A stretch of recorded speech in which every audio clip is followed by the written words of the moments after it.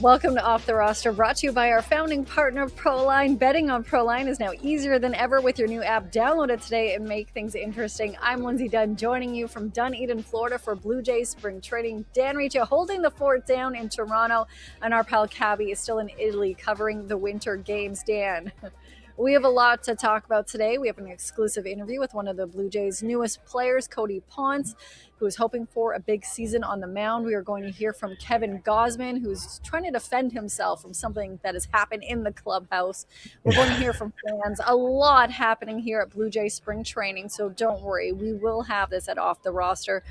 But we have to start off talking about the Winter Games and the heartbreaking gold medal loss for Canada's women's hockey team. It still hurts, Linz. Yeah. As Rascal Flatts would sing, what hurts the most was being so close. I'm sure a million other artists have sang that lyric before. Yes. But seeing MPP crying on the ice, I know there were actual fans crying around the world, because going into that matchup against USA, many thought that USA would dominate Canada. The fact that it went to overtime with Canada leading the entire game, I felt like somebody kicked me in the shins, then kicked my dog, then maybe my husband, and then went back and kicked me again. Just break down your emotions of the game and what you saw happen. The emotions were absolute devastation as a Canadian, looking for them to pull off this incredible upset. I mean, the pessimist is like, could you say that they blew it? They had the lead with 2 minutes left. So yeah, I guess if you want to, you could say that, but they were so close. And for the entirety of the game, literally 57 minutes and 56 seconds, they played a perfect game. They did everything we talked about in the lead up. They had to play with guts. They had to grind it out. They had to play ugly. They had to muck it up and just make it dirty. They had to just manage the puck as best you could manage the puck. If there's no play, you just whip it down the ice and you take the icing. Whatever they had to do, they did it. They played for each other. And as a Canadian today, seeing that matchup, knowing how much of an underdog they were going into it, I couldn't be more proud of the effort that they put out, how they laid it all out there to try and win that gold medal against an unbelievably talented American team right now. But it just made it so much tougher knowing that they were so close to getting the job done. But it doesn't take away anything from that performance from that team, because I was just I was amazed at how hard they played for pretty much the entire game.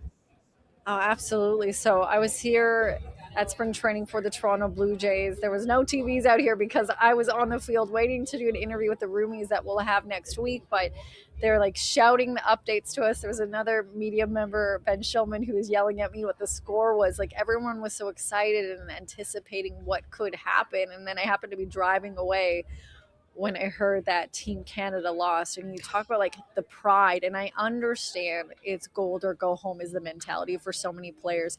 If you were watching on YouTube right now, Twitter, or on Instagram, which by the way, go follow us on YouTube underneath the Nation Network, seeing that photo of MPP on her knees and you just see the tears in her eyes is heartbreaking. We have to talk about the legacy, the moment, and impact that she has had, not only on women's hockey across Canada, but across the world. Another historic performance for her at the games, but she was injured. And I believe you mentioned a couple shows ago, she had to get carted from place to place. That's how hurt she was.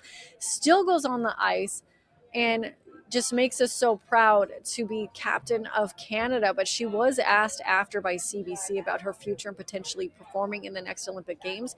She is 34 years young, but she was not sure. She basically said she's living in the moment. So we will see what happens 4 years from now, but take it or leave it, they won silver. That's an amazing moment that you are a silver Olympic medalist. I do not have a silver medal from the Olympic Games. Dan, maybe you do, and I do not know about it. But that is still an amazing accomplishment. They inspired so many people. But I do under heartbreak. I feel it. I did not cry about it, but my eyes sure feel puffy because I got close to it because you thought they had it. You're like, this is the best underdog story. Like yesterday, we were talking about the bets and the odds against them. They almost defeated them all, but the fact that she was injured and played the way she did, just so proud that she's Canadian. What have you made of MPP's performance through the Winter Games? Just putting it all on the line, knowing you're hurt and knowing that this is probably not the most the best thing for you to do as a professional athlete, to go out there with whatever injuries she had, but it didn't matter. She's Canadian and she wanted to put it out there for her country, knowing that this is her fifth Olympics. She's not closed the door yet on a sixth Olympics.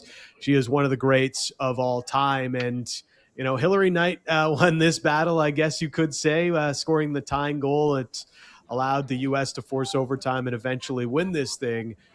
She's hanging them up, but MPP has not decided that fully yet. And I'm just hopeful we get to see more of her in a Canadian uniform playing at the international level. We know we get to see it at the PWHL, but seeing MPP and everything she's meant to the national team for so many years, I don't want that to end just yet. So hopefully we get to see her a little bit more, because she is the best of all of us. The way that she wears her heart on her sleeve for her country and will put it all on the line for her country is what's always made her one of the greats of all time. Yeah, I'm so proud that she is Canadian, everything that she did, and the fact that she was injured. Hey, if some of us have like a stub toe, we'll call in sick for a week. So just remarkable what she did. I understand the disappointed. I feel bad saying I am disappointed, but still they're bringing home a silver medal to Canada. Or some of your other takeaways from the women's tournament in general, or a player that maybe you're feeling a little, your heart goes out to them today besides MPP, or maybe even more analysis on Team USA, Dan? I'm feeling for Claire Thompson. The winning goal in overtime. It's a great play by Becky Keller. But yeah, Claire Thompson is immortalized in a photo in a moment that I'm sure as a professional athlete you would rather try to forget. And this is still an incredible player. She got beat on this play. There's nothing you can do. You tip your cap to Keller in the moment. But to have this immortalized in a photo that you're going to see a lot, certainly is something that's going to be very difficult for Claire Thompson. So I feel bad, more for her maybe than anybody else, knowing that this tough moment for her is going to live on forever. Yeah, that photo, if you are listening, you can go look for it on, like I mentioned, our social media. We're Off the Roster Pod on most social media, and then underneath YouTube, underneath the Nation Network. It is heartbreaking, but it captures the emotions I think Canadians were also feeling around the world, wherever they may be. I was listening to some of the fans here at spring training for Dunedin for the Blue Jays just saying, we thought we had it. We didn't even think that they were going to be that close. We didn't think they were going to be that close. So, but none of us really did. I think we were hopeful. lot of people, we were hopeful. I think from the people I spoke to here, and even looking at the chatter online going into the game yesterday, because we saw what happened in the preliminary matchup between Canada and Team USA and the women's side, that, it was pretty lopsided. And I remember talking to you like, should I be as nervous as I am? What should I take away from it? That there was the thought would be, the discussion today would be how bad Canada lost. And I know people are like, what are you talking about? No, if you go look online, so many people thought they were going to get smoked. When we talk about the betting odds against Team Canada yesterday going into that, they were heavy underdogs.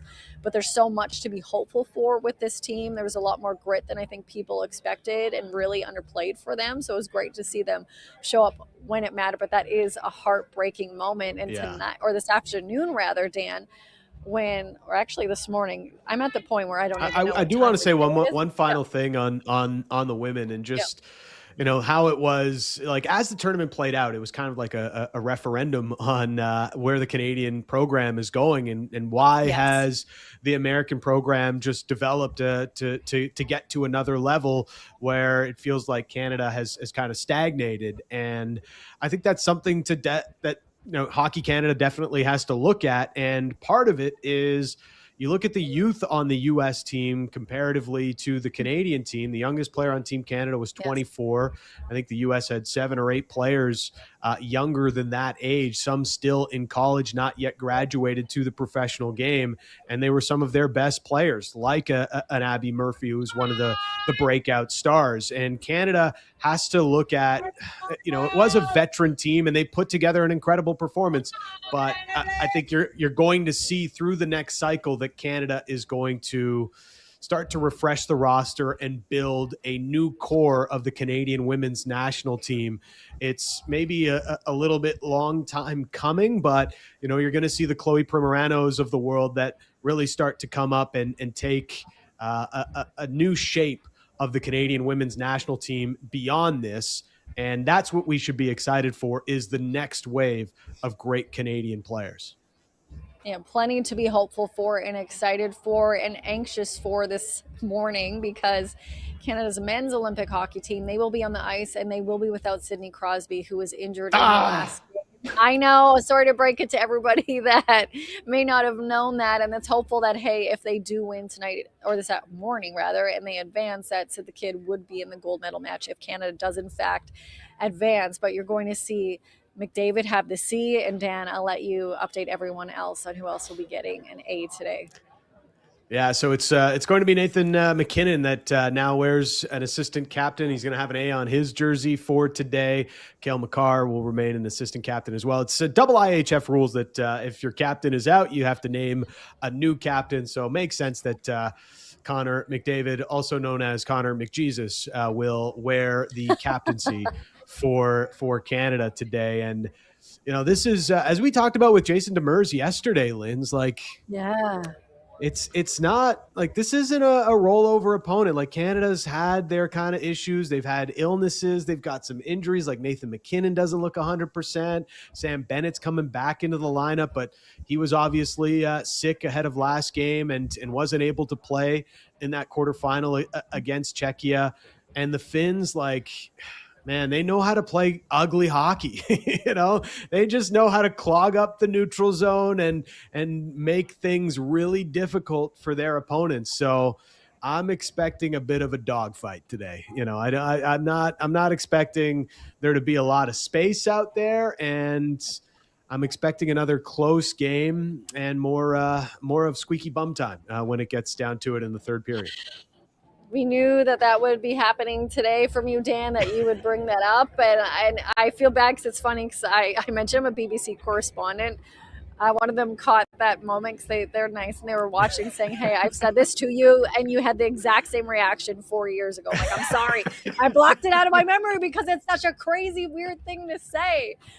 But something else about the Olympic storyline that I have to bring up to you, Dan, and I remember some, false narratives, and I don't like using the term fake news, but I'm gonna say misinformation, whatever we want to say, last year about Trey Savage and how much money he was getting paid. And I remember somebody from I think it was Kiss 92 FM asked John Schneider about it, being like, hey, he only makes this much money. Well, that wasn't the case. It was just this viral video that happened. He got over $1 million bonus and all this other stuff. But there's a narrative around Team Canada and how much the athletes are getting paid when they are in the Olympics and how much money they make if they get gold or silver or whatever it may be at the Winter Games. And for the most part, that narrative is true. They are significantly paid less than other athletes in some countries. If one of the athletes get gold, silver, or bronze at the Winter Games, they can get rewarded with up to $1 million and different incentives to help them continue on their training at the games. It is a big deal for those countries.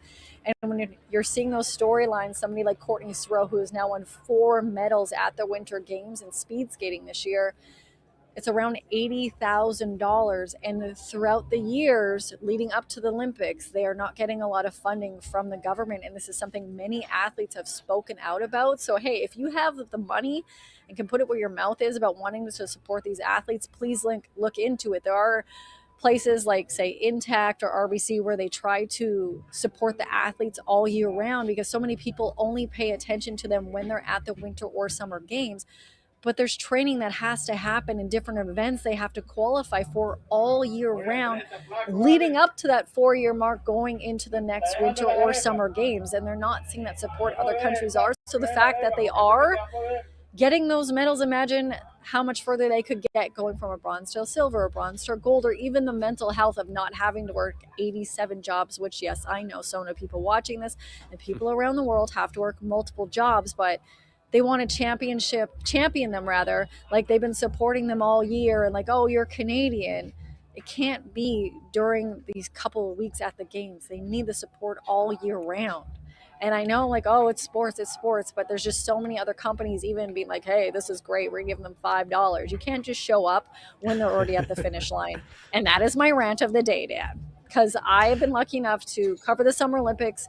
I've been around many of the Winter Olympians of them just saying, like, the struggle they had. And then they're expected to go to so many events and they don't get paid for it, just in hopes that they would get some sponsorship, that they would be able to get that extra treatment on their back or their shoulder or their legs. So, just saying, there's a lot that goes on behind the scenes people don't know. I love it, Lindsay, and you're so right. Like not every sport at the games is equal. Obviously our hockey players, they make a bleep ton of money. That's not an issue. They play professional, and they're well taken care of. They're professional athletes. But for amateur athletes, and the speed skaters are we've got a great speed skating country, always have. We've always competed, but yeah, when you hear some of the numbers that come out and all of that, you're surprised at how well we're able to keep this up in spite of that funding not quite being there comparatively to other countries. Even for some of the more, I guess, popularized winter sports, you might say, like snowboarding, X Games and things like that. Like there's sponsorship dollars in bigger ways for some of those athletes to get outside of corporate funding, but it's not equal for everybody, and that's the problem here. Is for those that aren't in the sports that get attention year round or outside of Olympic years, of Winter Games years, that can be a problem. And people are asking, right? Oh, how come Canada is not having as much success, and how come there's other countries ahead of us, and our medal count isn't all that great? Like, what happened to 2010 and own the podium and all these? It's like, well, the money's not there in the same way that it used to be, right? And that funding is everything. You look at Italy comparatively in these games, and they're hosting it, but they put more of an emphasis, more funding behind their athletes to have success at these games, and they were able to have more success, bigger medal count.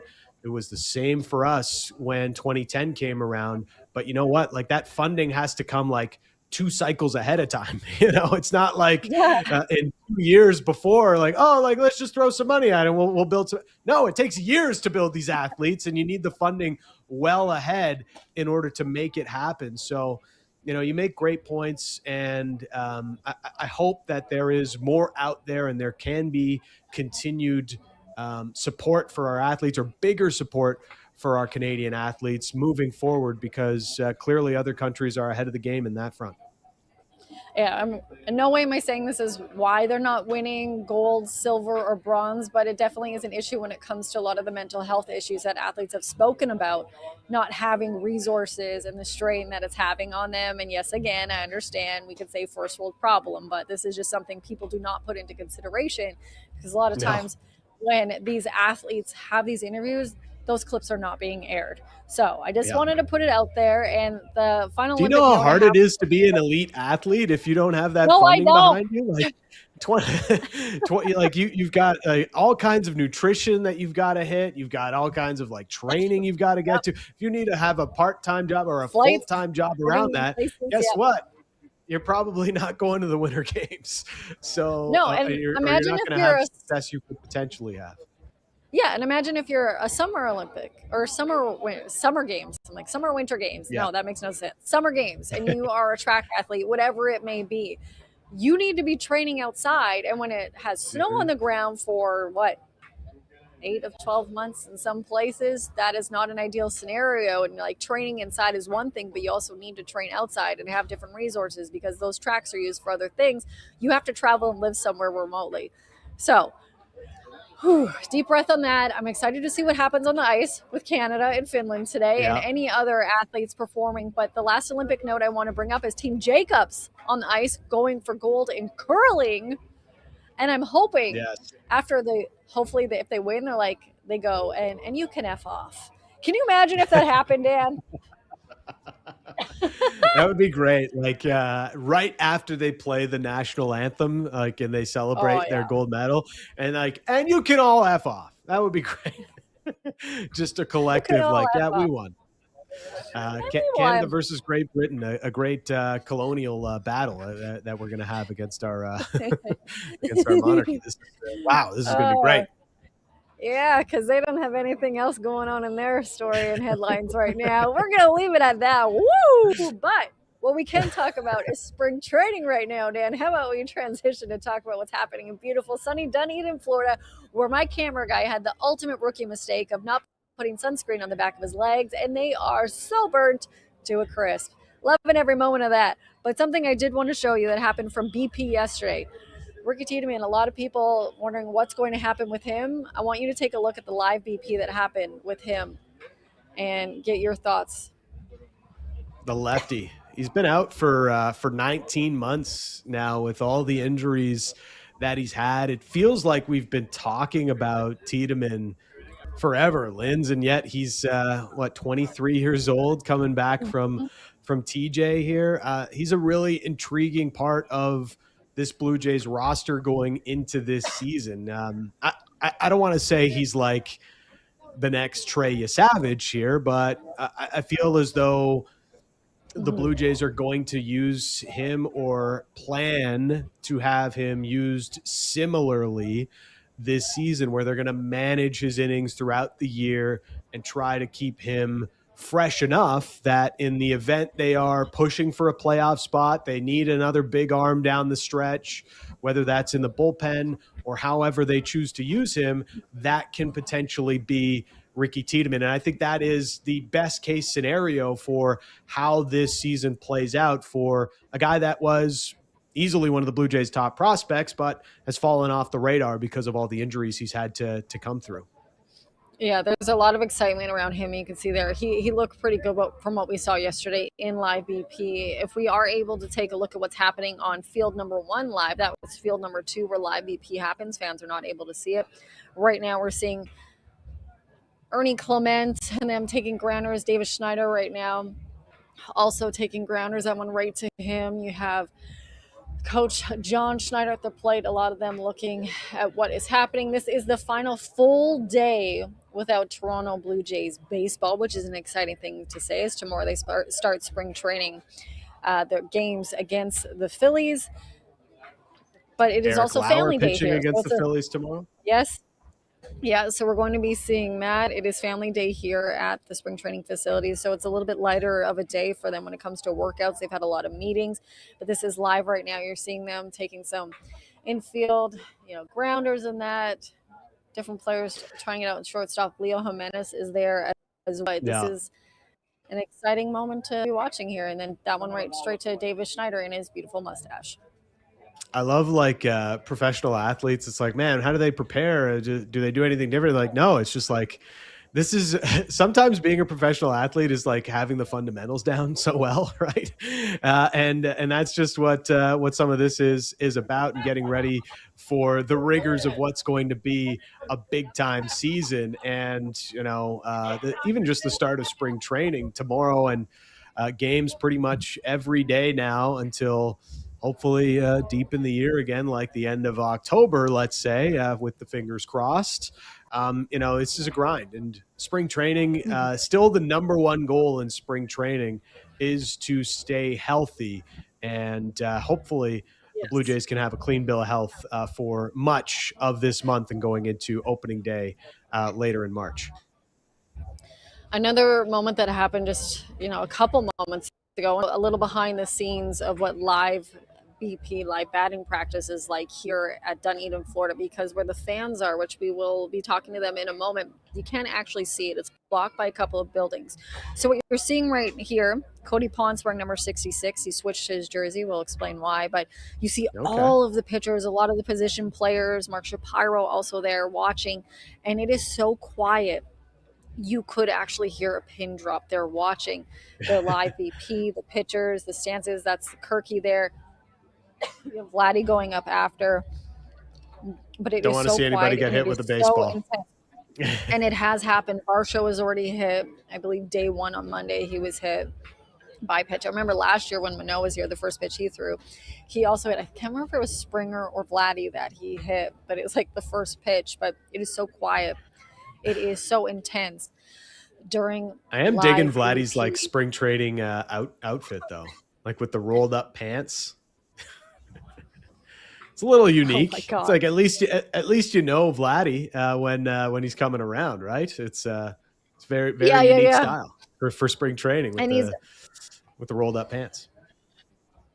And he's always bringing the vibes. He's bringing you wherever he is, whether it be it's on field 1, field 2, it's on the stretching thing, whether it's also on live BP, which is what we are watching right now on that screen. And that is happening on field 2. But another big moment that is happening here is actually autograph signing. There's a lot of people that have flown down to wherever it may be, and you get pretty close to the fans. We'll show you some video here of how close they can actually get, because this is not something typically that happens every day. So you have Vladdy. Vladdy.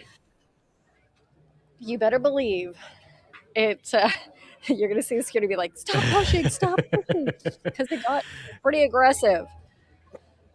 Hopefully it's for the kids, for the most part, for the kids, and not for those on eBay trying to resell some autographs. We know that can be a problem. But look at Kevin Gausman, good guy that he is, signing for the folks. It's interesting that you bring that up, because about the signing for the kids, I really only learned about this market of what Whit Merrifield calls it, binder virgins, where people will go and get people to sign things and they sell it online and they don't actually care about the players and all this other stuff. Is that now people will either hire kids or bring their kids to have a baseball or a card and push them to the front of the line to get them to sign it, so that then they would get it, because they know a lot of the athletes will only sign for kids, because unfortunately there's so many bad eggs, you want to call it, that have ruined that for them. And it's like, I actually took a job as a kid doing this, Linz. Dan, are you freaking kidding me? But you wouldn't know better as a kid. But as a kid, was this like 5 years ago? No, I'm totally lying to you. But oh, okay. I thought it would be funny to just be like, yeah, I totally had this job as a kid. Whatever I could do to get an Alex Gonzalez Blue Jays autograph when I was 10 years old. I will say I am lucky enough to cover every Toronto sports team, as you are. I'm going to say Blue Jays fans are the best. I think we showed earlier in the year that someone actually made me a bobblehead. But here, someone surprised me, made me my own trading cards. This one is me and my dog, Sophia, Michael Jordan, Keith Richards, Dunn Peterson. This was me sitting in the dugout. So they made these two really cool trading cards for me, and they actually had me sign them. And I'll let you know, my face went bright red, because I know a lot of people don't know me, but I'm not great at this job because I'm pretty shy. And so when they did that, it was just such a nice thing. And on the back, it just said, like, I have stats of when I started my journalism career, how I've covered sports and music. I'm originally from Regina, Saskatchewan, and I've interviewed some of the top musicians and athletes in the world, including the Rolling Stones and Drake. But I got my own trading cards. Doesn't have some really nice fans here. It doesn't have your on-base percentage there, or no? I don't want to embarrass the players because the fact that mine is better than theirs. I could make a joke about like getting to third base often, but I know my in-laws watch this, so I'm just going to stop that conversation now. Yeah. What do you mean? Yeah, I don't know what you're talking about. So BP is going to be happening in a moment. There's a couple things I want to show. So we brought up yesterday how Dalton Varsho, the commissioner of the Toronto Blue Jays Fantasy Football League, he is not going to be commissioner this year because he says there's just too much drama with them. He said Bieber and actually Scherzer were like the biggest problems when it came to having to deal with the pushback on anything. So he's trying to make Shane Bieber be the commish. Kevin Gausman lost. They were not sure like why he finished so terribly. Was it because of the fact like maybe he didn't set his lineup? They weren't sure what it was.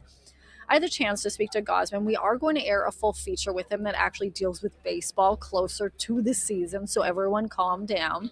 There's one thing I will address. There was an article that came out about how he may be looking at retiring at the end of this year. I spoke to him about this. He is at the end of his contract with the Toronto Blue Jays after this year. He says it is something he talked about in the offseason. It's not something he is ruling out, but he had one of the best seasons he's had in a long time. So it's not like he's like, oh, yeah, I'm going to retire at the end of this year.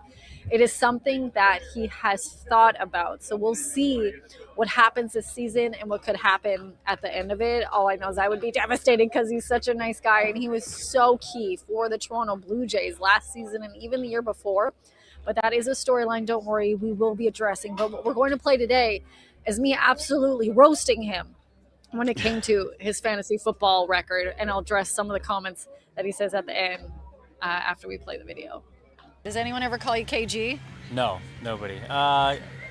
Usually, like back in high school, a couple guys, but it's usually back in high school it was Goose. So I tell people who really know me, if they really want to get my attention, just yell Goose at me, because then I'll know they know me. Well, now you know everyone's going to be yelling Yeah, Goose you're at you, probably so right. I'm so Yeah, sorry. I Maybe I'll probably beep shouldn't that have said out. Well, KG, I know, not a big fan of that. I'm going to call you that right now because I was talking to Varsh, the commissioner of the Fantasy Football League. Oh my God, what was your record? He didn't tell me.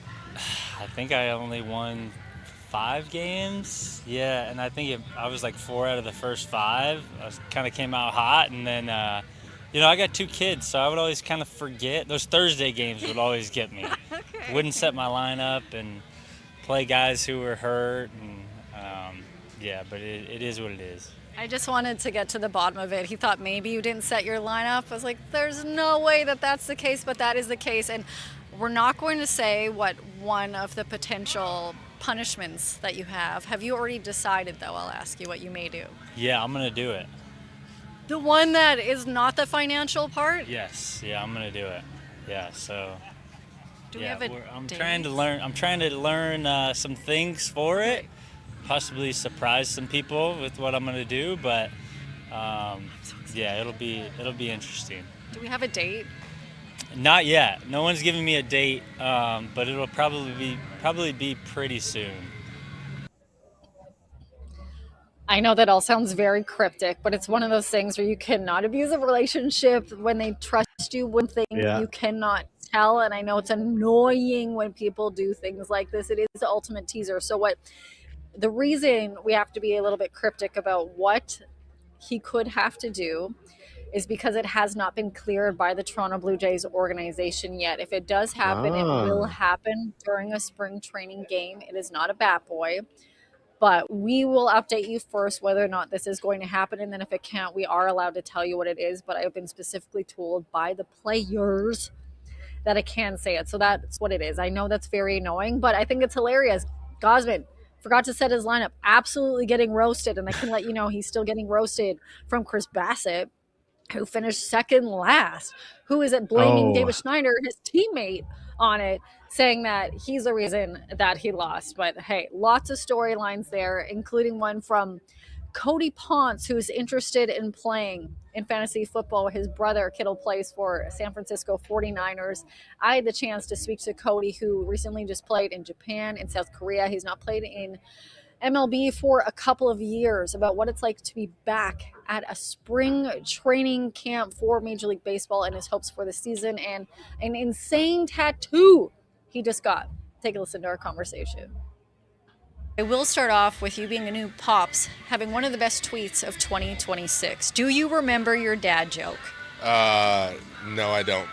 I don't even remember yesterday. Don't forget slow mustard has to always play catch up. That's true. It does. It always is playing catch up. Yeah. You know what's sad? I wrote it down and I still butchered your joke. No, I actually saw it. I think I was driving in here one day. I saw it on a billboard or one of the, like where they put on restaurants, and I was like, that's gonna be my first dad joke. So that was my first dad joke of 2026 and of my life as a new dad. But I think there's been a few that I've dropped before that. Can I give you another one that's terrible and you maybe add it to your repertoire? Try me. What cuts grass and gives milk? What? A lawnmower. A lawnmower. I get you. That's pretty good. You're being nice. I like it already. You're already like Canadian polite. So we're here at spring training in Dunedin. So many people know your journey to getting here, how you're in South Korea, you played in Japan, had some phenomenal moments there on the mound. What has it felt like to be a part of spring training camp here with an MLB team and the Blue Jays? Yeah, I think the biggest part right now is my family gets to be with me. We didn't have to travel across the world to go to spring training, which has been pretty nice. I do miss being in Australia with my boys from the Hanwha Eagles. I do miss being in Okinawa, Japan with my Japanese guys. But very grateful to be here and create new friendships and new bonds with the players, the coaching staff, the medical staff, everybody all around, and just having a lot of fun. When we talk about fun, you've already switched your number, it looks like, from when you're here. So it's now, was it 37? It was 37. Now 66. I feel like you may have switched it because it's Star Wars related. Am I wrong? Yes. So 2 reasons. One, I'm a huge Star Wars fan, and my leg will show that. But I couldn't take 30 from Kirk. So my number 30 last year was CP30 for C3PO. This year, 66 for Order 66. But it's also just like an honor and tribute to Ryu. So it's an upside down 66. I was honestly a little afraid to wear 99 if that was an option because like it's such a big number in Korea and I have so much respect for him. So yeah, just those little two pieces of honor. Well, I want to talk about 2 pieces that you used to do before, you would go out for the day or whatever your day may be. You put this on YouTube a couple years ago. You would meditate and write in your journal. Mm-hmm. Has that start of your day switched, besides from being a new dad? Yeah, I would say just because being a new dad, it's definitely switched. My meditation is now trying to be as quiet as I can to get out of the house. And I would say my meditation is still there, but in different ways. I kind of sit down now and make my own cup of coffee with a pour over every morning and just kind of reflect on what I have and what I want on a ball field, but more importantly, just as a dad. What can I do and how can I be helpful to my wife right now, and how can I be a good example for my daughter in the future? Okay, a little bit of a life change there, but a good life change. It's an amazing life change. I'm very excited and happy. Another life change is you're probably not skateboarding anymore. When's the last time you actually, was it popped a wheelie? I am not cool. I don't think people have said that in 30 years. I couldn't even tell you the last time I got on a skateboard. I do miss Everyone's it, like, though. thank God.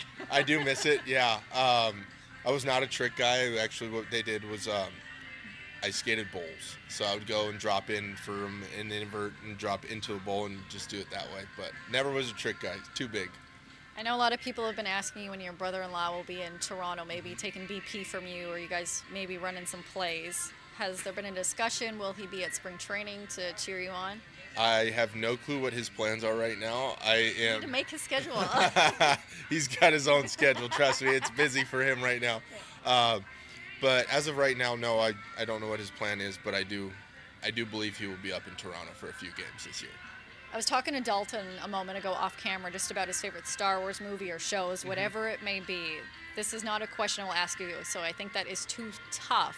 But I will ask you about your leg tattoo. Yes. How fresh and how clean, as they say. Yes. How long did this take? And Yeah. for those, can you give a little bit of the details of why you chose what you chose? Yeah, there's a lot of different characters on here. Obviously, I have Darth Vader on the main calf, and then little Anakin at his house in Tatooine. On the back is Anakin and Darth Vader in Ahsoka. So this is kind of what I've learned with George, who kind of helped me find my inner child, but also kind of find an alter ego. And for me, it's the moment where Anakin would turn into Darth Vader during episode. And that for me is kind of like how I try to see myself being Anakin as a good guy when I'm on the bench, but also be able to have that other side of us. To be able to go out and compete. There's other little pieces. I had to have C3PO and R2D2. Yoda's on the back as well, and then Commander Cody receiving Order 66. So. How long did that take? This was a few hours for sure. I was blessed. I got to go to a place in California, and they helped take care of me, and I had 5 artists all at once. So. Pain tolerance, what? 5 artists in one? I was asleep. I will concede that I was asleep, but they were telling me it was like probably close to 80 hours worth of a tattoo to do. and I was like, I don't really have 80 hours to sit down, so I'm gonna go and get taken care of. Oh man, amazing! Well, it's fantastic. Thank Worth you. every moment of sleep Yes. you had, man. Yes. This is amazing. Absolutely. Last thing I'll ask you about is when you have, that walkout moment. Have you thought about it? Are you changing anything? Like, are we gonna go like lights down, Darth Vader kind of thing? I have no clue. I'm just gonna kind of let the media team kind of run with whatever they want. We had in Korea, there was no walkout music for me, so the fans were cheering the entire time. So I was like, I don't really need a walkout song. So Schneid's actually asked me today. He's like, so what's your walkout song gonna be? And I was like, I don't know. I haven't had one in a year. And he's like, you haven't had one in a year? I was like, I haven't had one in a year. So I'll just let the media team and maybe even the fans can help me figure it out. But I'm leaning towards Star Wars, but I'm also open to anything. Let them know. What should this walkout song be? I have so many thoughts out of that interview right now. He had 5 tattoo artists working on him at once. That is 5 needles That's a lot. stabbing his skin for multiple hours. And he just fell asleep, which again shows like the pain tolerance some of these people have in the world that can get the tattoos. I'm voting for you to get a full sleeve of Pearl Jam song lyrics. I don't think this is gonna happen. I don't think that's gonna be in the cards for me. Well, something that's in the cards for you is me hearing your thoughts on what your realistic expectations are for a pitcher like Cody Ponce, who is expected to pitch on Wednesday, for the Toronto Blue Jays. I believe if the schedule lines up, he actually would get that start in spring training on Wednesday. But what are your realistic expectations for him? Well, I think Lindsay's going to have to be a pretty big part of this rotation, right? Like the Jays, it's not like he's coming over here on a bargain basement kind of a deal, right? He's signed for 3 years and he's getting 10 sheets a year. So they're going to need something out of him, and they're going to probably have him start some games through the course of the year, probably have him as a long reliever at times. It's going to be interesting to see how they use him. And also, there's going to be an element of how does it translate? What he did last year that had him as one of the greatest and have one of the greatest seasons in the KBO of all time. How does that translate to Major League Baseball, to major league hitters, and does it have better effect than it had earlier in his career when he struggled to have success consistently at the major league level? The Blue Jays rotation as a whole still feels pretty good, even with the Shane Bieber injury. You've got Cease and Gausman and Savage. Bieber's coming back eventually. Ponce, Barrios, all of these options that could be used as starters through the course of the year. But my bigger concern is in the bullpen. And I do wonder about Ponce. Like, if it doesn't work as a starter, could they use him as a reliever potentially? And that's something that we can look at moving forward with Cody Ponce. And it's kind of a blank slate. We'll see where it goes with him. But the Blue Jays have another talented arm to be able to use. I'm excited to see what happens. We're going to have BP happening here at Dunedin on Field 1 in just a moment, but we have to show some of the amazing fans that either traveled from Dunedin or all the way from Canada, including Mel from the chat. Wow, this is Mel from the chat. Hello, Mel. Yeah, this is Mel from the chat, everyone on Off the Roster. So putting an awesome face to the awesome name. This is not your first time here covering spring training and being here. What do you like about coming to spring training here at Dunedin? What are you hopeful to get and see? Well, I mean, it's nice to see the guys a lot more relaxed and open to connecting with their fans and joking around. Like, you don't get this close at home or even on the road to see them. So it's nice to see it here like this and getting to meet the new guys and even all the guys coming up through the minors as well. So who are a couple of the people that have walked by that you got some autographs and maybe some selfies from already? I think you've been here for like not even 24 hours. Practically, yes, not only 24 hours. I got Arjun Namella, Tyler Heineman, Aaron Parker, and Tyler Heineman. Oh, okay. And who are we hoping to get? Alejandro Kirk, Ernie Clement, David Schneider, and then anybody else who wants to stop would be lovely. Okay, well, I'm wanting this all for you. You mentioned coming to the roomies. A friendly reminder, we're going to have them on Off the Roster on Monday. Now, the tough question, what are your expectations for this team going into the season? Well, like you, I'm an internal optimist, so I have complete faith in this team that we can run it back and not lose Game 7 of the World Series. I don't know what you're talking about. That still hurts too much. But again, loving the shoes, loving the fit. This is Mel from the chat, and we have rocking 27 chain Vladdy thing, Vladdy Guerrero Jr. hat here. So you're here at spring training. You get to see the team in such a unique aspect. You've been here for the last couple of days. What has been some of your favorite moments so far that you've been able to witness? Finally getting to meet Kevin Gausman, and got my jersey signed. Seeing like their interaction with the new guys, with Vladdy and Springer and Kaz, just the joking around, and it's hilarious. So Gazi, I believe in the last year of his contract with the Jays, there's stories out there that, he was potentially contemplating retiring at the end of the season, where we want him to play forever. He's so awesome. What do you like about him as a player, but also as an individual? Well, for me personally, and just his work ethic, and he's not hard on the eyes. All right, we got to vote for Gazi on the eyes. Dan, I'm going to let you maybe potentially comment on whether or not you think Gazi's a stud, or you can just say what your hope for him this season is, as well as I move back to show everyone what's happening on batting practice.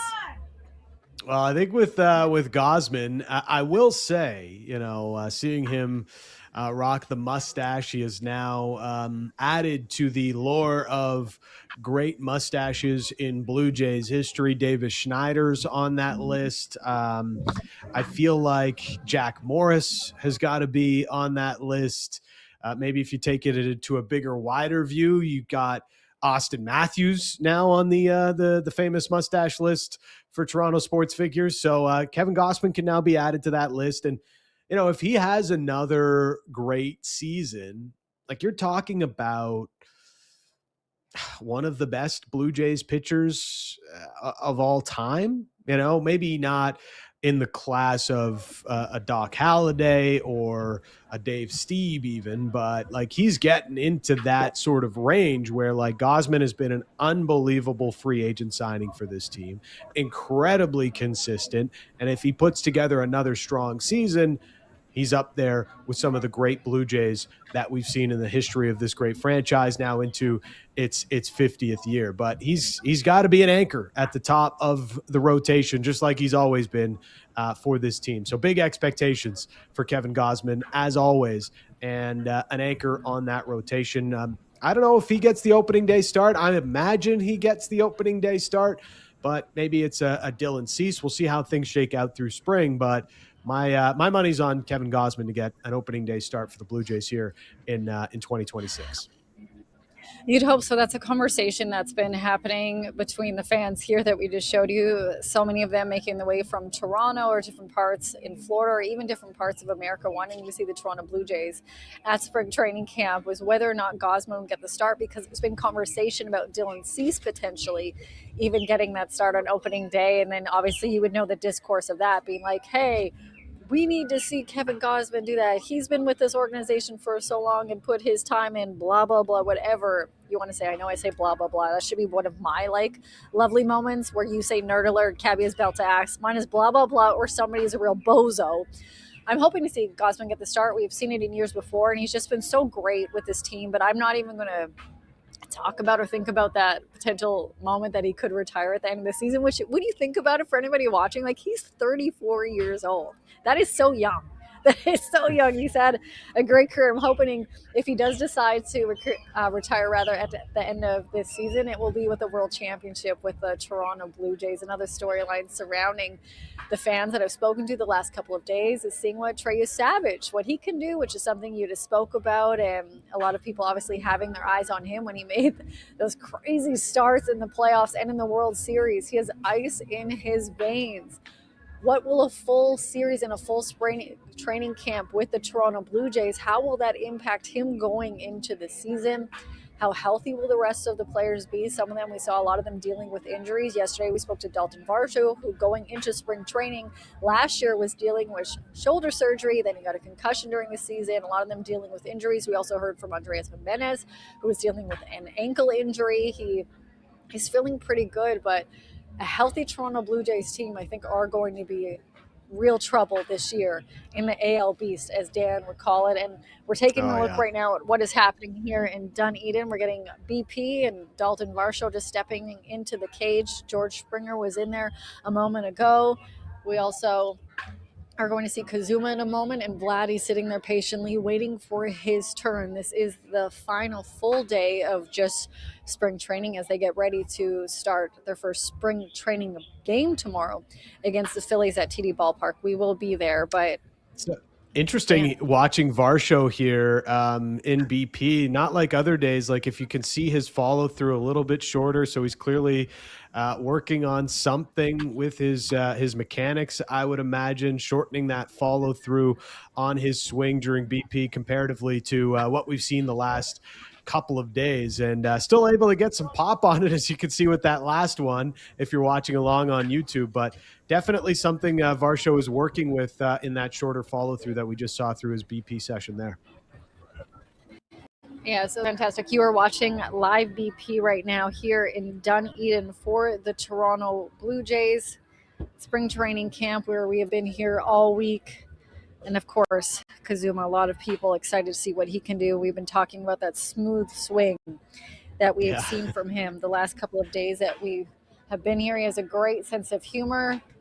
He's been very manly, hilarious, and he's been nice. He's been trying to speak a little bit of English to the English reporters. We saw him yesterday talking to George Springer, where George had this moment where he's like, you know, you hit home runs, right? He's like, yes. He's like, well, we'll do that. Just hit home runs. Just hit a great hit all the home runs that happened. Man, this is just. He's got such a great swing, and he's clearly he's not trying to kill the baseball, murder the baseball. Maybe just getting his first few hacks in and warming the body up here for this part of the session as Vladdy is about to step into the cage. And watching his swing and through these last couple of days here on the channel and getting to see it live here on Off the Roster. Kind of makes me excited for what he's going to be. Like it's a bit of an unknown as to how it's going to translate to Major League Baseball, obviously, but he just looks like he's gonna have some success at the major league level with that kind of a swing. Very calm, composed, and somebody that the Blue Jays are obviously betting big on with a $60 million contract. Yeah, a cool $60 million contract. Standing beside him is his translator, the same one that worked for Yusei Kikuchi. He is Toronto's own. So this is, as in the translator, he's from Toronto. He's made his way back. There's a lot of excitement to see him back with the Toronto Blue Jays. You're looking at George Springer making his way in there. But before we go, I need to know your ProLine pick, man, because the new ProLine app is here. If you think you know ProLine, think again. The new ProLine app, betting online with ProLine Plus and betting in store with ProLine are easier than ever with the ProLine app. It has more sports, more leagues, and more markets than ever, and more ways to same-game parlay with your favorite sports. Dan, what do you have? Yeah, well, we are looking at the winter games again today, and we had a perfect week last week with the picks. This week it's we'll call it an imperfect week. So we're trying to get back on the board, and we're looking at the afternoon game today with the Americans taking on the Slovakians. Slovakia, obviously, the surprise underdog story of the tournament to this point. Matthew Tkachuk, he's been more known for his trash talk in this tournament so far than his goal scoring. So maybe he breaks that today and gets on the board for the Americans. Yeah, we're looking at Matthew Tkachuk for an anytime goal today. Cannot wait to see what happens. I am terrified and excited. What a good position to be in. Of the biggest stress in my day is seeing what happens in a hockey game, if you know what I'm saying. And something, it is still 0-0 right now. So that we could say, like, at least 0-0 is fine with Canada and Finland. Let's hope it stays that way or goes more into Canada's favor as we move on here. I am excited for it. On Monday's show, we are going to hear from Ernie Clement and Davis Schneider, the roomies from the Toronto Blue Jays, also fan favorites. They're going to break down what happened and how they found out that Joey Loperfido was going to be traded. And you know what? I just want to see, Nick, if you're able to take that other shot. I know it's not going to be great, but Mason Fluharty is going to be walking by all of the fans. And I just want everyone to see kind of what I'm seeing. So he's in that white shirt, but this is where all of the fans here at spring training, a lot of them will wait there for the autographs. And then you have a number of them just sitting there watching BP, which is happening behind me. But I'm going to continue just to show you a little bit more behind the scenes. There's my camera that my camera guy is currently off doing somewhere else. That is the clubhouse for the Toronto Blue Jays, and their main facility, which had that beautiful new renovation behind there, is all of the batting cages. And then way back there, you can't see it's past there, is where live BP happens for the Toronto Blue Jays, which is why I felt it was important we show everyone a little bit of the behind the scenes of where BP is, what it looks like for live BP, how quiet it is. But the fans here, this is the last day that they're allowed to be here at the complex before the Toronto Blue Jays get on the field for their spring training games, which you're hoping Grapefruit League champs. That's the eve of baseball beginning. That's where we're at today, Linz. Spring training officially, kind of kicking into gear with real games starting tomorrow, Blue Jays and Phillies. And then we know how the grind goes. Then it's basically baseball every single day, every weekend from now until the end of October. And hopefully the Blue Jays will make another long run, but the journey just starting here today. Or tomorrow, I guess I should say.